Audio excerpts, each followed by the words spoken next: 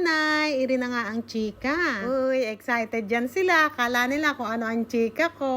I-chika ko lang naman sa inyo kung paano lutuin ang biryani rito. Unang-una nga ayan, hinugasan na nila ang kamatis.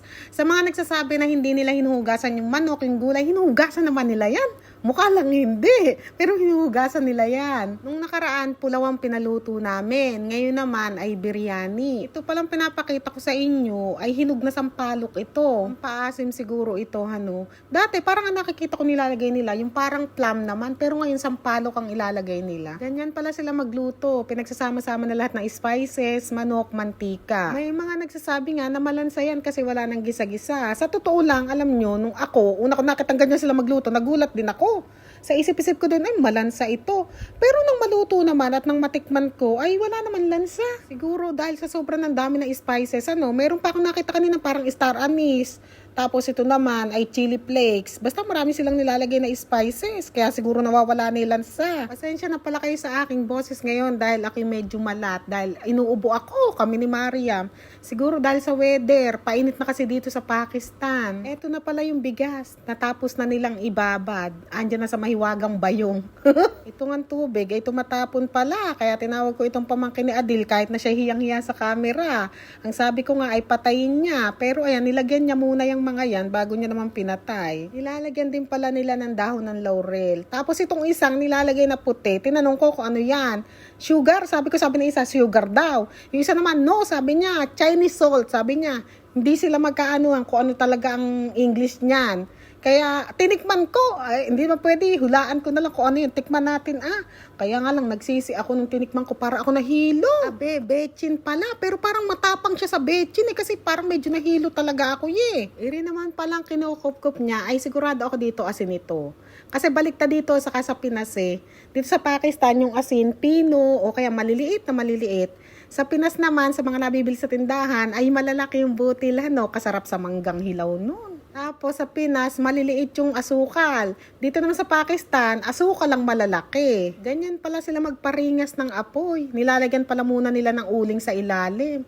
Tapos sa ibabaw ay kahoy. Ganado nga ako dito kay kuya maghiwa ng kamatis Kabilis niya, tas ganyan-ganyan lang, talented, Lahat ng gamit nila, sandok, kutsilyo, planggana, sako, kahoy, dala nila lahat yan. Pati yung inuupuan nila na yan, bit nila yan. Maraming salamat pala sa ating sponsor, kaya tayo nakapagpaluto ngayon.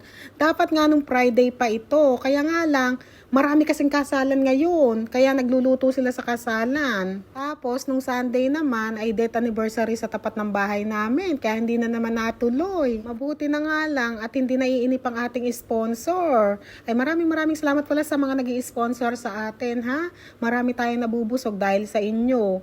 May mga nagbigay nga rin pala sa akin na pambili ng damit. Nakatabi pa rin hanggang ngayon kasi hindi pa kasya Pag kasya na, bibili na ako ng damit. O kaya after 1 week o 2 weeks siguro, kahit hindi kasya, ay dagdagan ko na lang ng konti. Tapos kung ilan na lang mabili natin, ay ipamigay na natin. Dito nga, ay pigil na pigil ko ang tawa ko kasi tignan nyo, nalaglag yung shades niya. Hindi ko pa naman alam na nalaglag nung una, ay pinakuha niya, nakita ko, natawa talaga ako.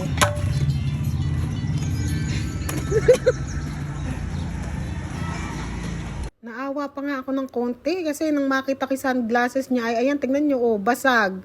Sabi ko nga sa kanya ay karab. May mga nagsasabi pala na madam hindi karab, karban. Oo, sa Arabic, karban. Pero dito sa lugar namin, sila kung tawagin nila yung mga sira, ganyan, mga nasira, karab. Ay, yabang. Pag nadapa ka, dagdag na naman sugat mo. Huwag ka na nagwawanan. Madapa ka pa. Inilagay niya na rin pala yung mga kamatis. So, ang ganda ng pagkakahiwa talaga, Habang si Wachile nga ay naghihimay dito ng mint at saka coriander leaves. Mainit na kasi ngayon dito sa Pakistan. Kaya nga marami nagkakasakit Kaya siguro, ayan, si Wachile ay naka-sunglasses na talaga. Naisa lang na pala nila tong isa. At ayan nga, kumukulo-kulo na.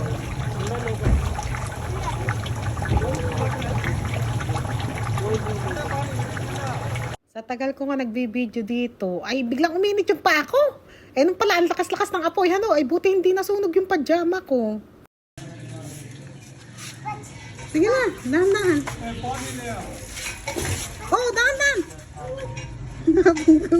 babam. Pinaliguan ko pala si Usman at si Maria. Kaya ayan, nung bumalik ako ay luto na pala yung isa, pinapaining na lang. O ganito pala sila mag-ining. Ining ba o inin? Inin yata ano. Nilalagay nila yung mga uling dyan sa ilalim. Tapos dito sa taas nga. Ayan, nakapaikot yan. Tapos syempre, hindi pwedeng mawala yung basahan na kulay puti. Mahiwagang basahan yan eh. Tapos itong nilagay niya, pagkatapos niya ilagay yung bigas, nilagyan niya nito oh. Pickle, mango pickle yata yan. Last year, gumawa ng ganyan yung biyanan kong babae, mango pickle. Hanggang ngayon, meron sila. Ako naman kasi hanggang ngayon, hindi ko natututunan kumain yan.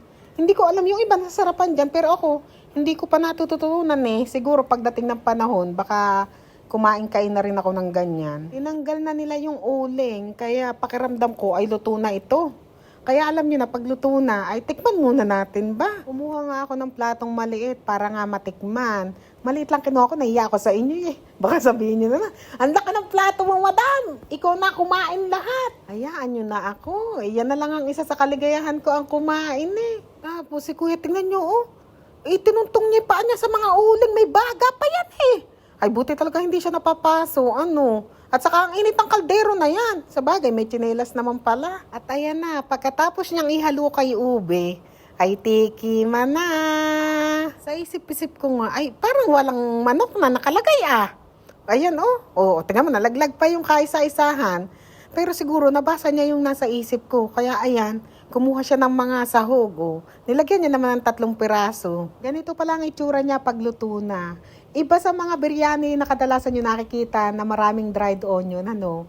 Dito, ayan, ganyan sila magluto. Pero masarap naman yan. Pagpasok ko nga dito sa loob, ayan, dito pala yung hipag ko at saka bayaw ko. Ayan nga, nagme-makeup yung hipag ko dyan. Tapos sabi ko nga, tikman nila. Ayan, yung bayaw ko, tinikman niya. Masarap nga daw. Tapos itong ang bata, anak na hipag ko yan, sabi ko, tikman niya na rin. Masarap nga daw. Masarap.